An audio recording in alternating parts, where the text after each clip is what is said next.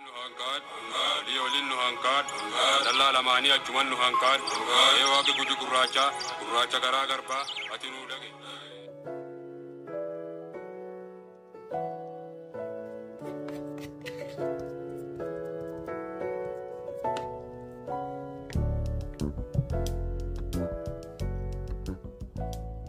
Yo ya jajam obafannya oba baru akan gitu namanya tani ada kuno aku le garbu ura nasa marka jedhamu isin agarsiisiisaafi lafa laata nyaattetti yoo aku le garbu qabaattanii marka yoo nyaatu jaallattanii marka aku le garbu irraa qopheessuu akka dandeettan isin agarsiisa daawwachuun hordofama. Kuno akkanatti amma maashinii baraa kana daakuu jalqabaa jira. Durwaan kana dhakaa harkaatiin daakanii dhakaa bocanii midhaasanii gara daakuu jijjiiranii harkaan daakanii akka malee guddoo rakkoo harka nama luluqqisaa harka nama jimeessaa amma garuu dhugaa maashiniin kuni akka malee godaaka akka malee ariifata daqiiqota murtaa'e keessatti waan kana daattanii fixxanii waan dunnamii yeroo dheertuuf daakuu yookiin itti ilaawaa oolu maashinii kanaani haguma xiqqaatti bakka waan kana bulleessitanii midhaasitanii daattanii waa eloo hin qanne eessallee teettanii biyya kamiyyuu jiraattanii biyya teennallee teetanii lafa alaa sana alatti teetanii dirqama maashinii akkanaa kana callaa yookiin kan maqaa kana qabu callaa ta'uu hin qabu. Isuma kamiyyuu waan wadaakee danda'a maashinoota jajjabaa akkanaa ka waan godduu akkana daakuu danda'u kana bitattanii eessumayyuu teettanii akkana daattanii dhadhaallee kama biyya jirtanuu sanii uddaawaa yoo maqaddanuu waan adda addaa itti dabaltanii latti zinjibili hin jirre latti qullubbii adii hin jirre hin jiru waan adda addaa uddaawota adda addaa ka jaalattanuu ka qaddanuu itti dabaltanii dhadhaa kama biyya jirtanuu saniin bassitanii hojjetuu hin dandeettanii dhuguma dubbii fi ocholoonii keessaa hin qonye dur yoo biyya beekuun namooti kennaa ocholoonii keessaa qocanii marqa ka hojjetan beeka angaruu ocholoonii keessaa hin qonye sababa ocholoonii keessaa hin qoccinii fi akka malee mi'eessee jiru akka malee namatti tola. Kunoo kana fakkaata ocholoonii keessaa hin qocinaa dhugaa mee namni ocholoonii keessaa qocanii beektanu adoon qocin hojjedhaa laala dhadhaallee kama biyya tanaa kama biyya jirru kana bassee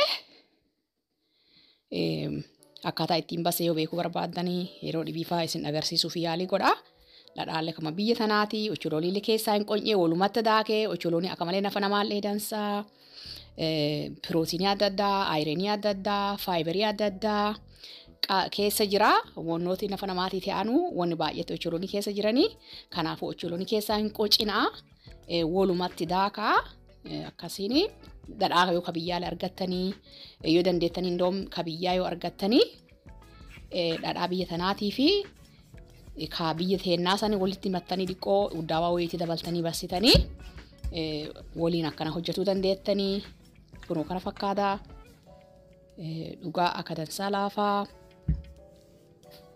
yoo dhiqoo buleefa jedhee qabbanaa'ee akkaataa itti muranii itti nyaatuu danda'anullee ta'a amma garuu akka malee laafaa.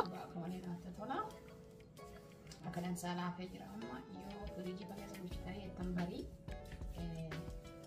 kaatanii yoo nyaattanu akka dansaa qabbanaa'ee billaa wal dhimma dandeettanii amma garuu billaa.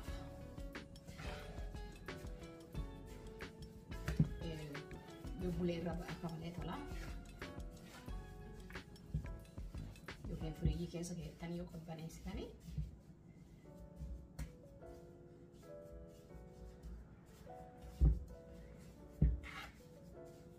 mukaa kunillee gaafa horii irra hojjetame warri kennu akka malee gaafa mukaa kana hojjetiisaaf marqisaaf akka malee jaalata.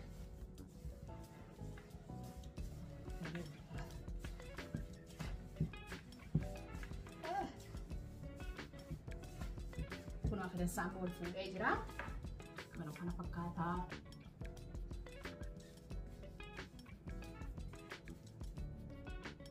Mooqaa gaafa horii irraa hojjetamu kuni.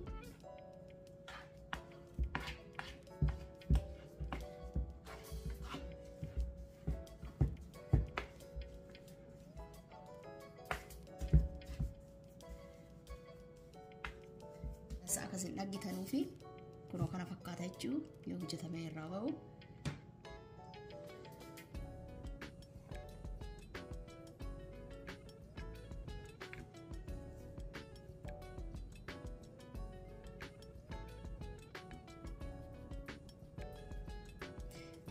Waan kana qorii jedhaniin qorii.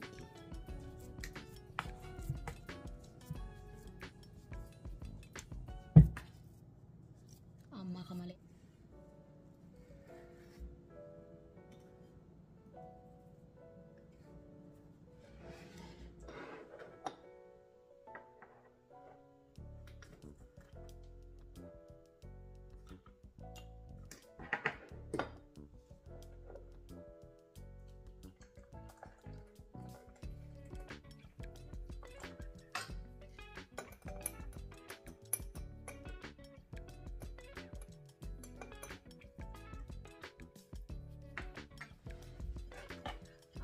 Kanadhaaf isin agarsiisisaaf dhufe kanuma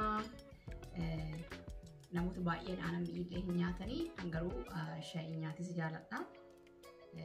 Kunoo afaan qabee isin agarsiisisaaf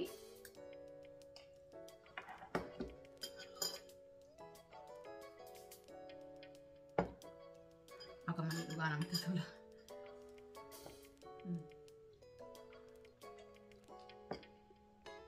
Ganama kaatanii dhiqqoo isaa irraa murtanii mooquma lamaaf sadiin isaa shaayii waliin yookiin aannan mi'ii waliin nyaattanii akka malee namatti tola. Ankaraa kiyyaanii majjaanii yookiin shaayii waliin nyaatisa jaaladha. Marqa garbuu yookiin kanarra hojjetame jechuun shaayii aanaa itti cobsitamu aannan malee ankaraa kiyyaan garuu shaayii aanaa hin qabne waliin nyaatisa jaaladha. Kunoo kanuma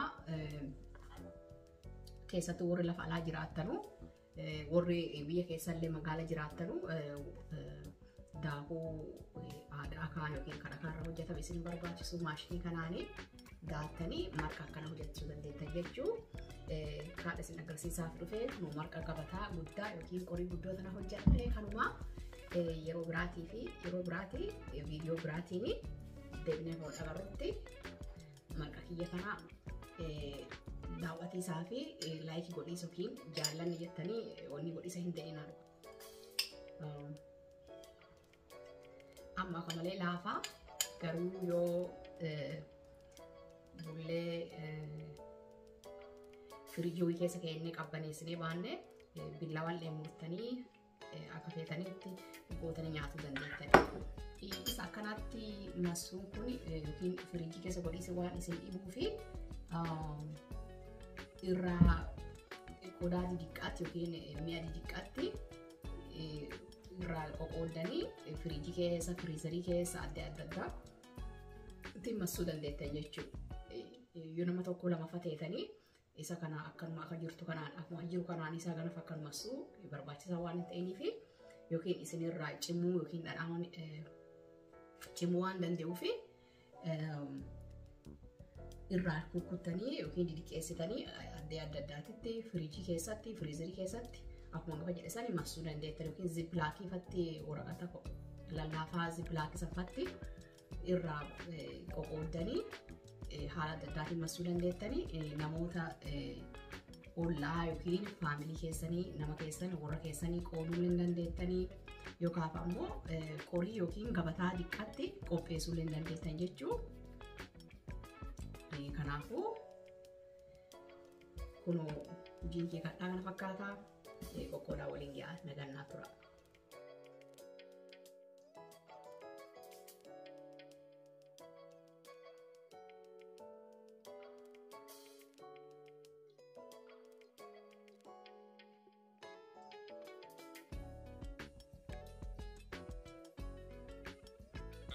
hanqaad walii waliin nu hanqaad dallaa lamaanii achuman nu hanqaad waaqi guji gurraacha garaa garbaa ati nu dhage.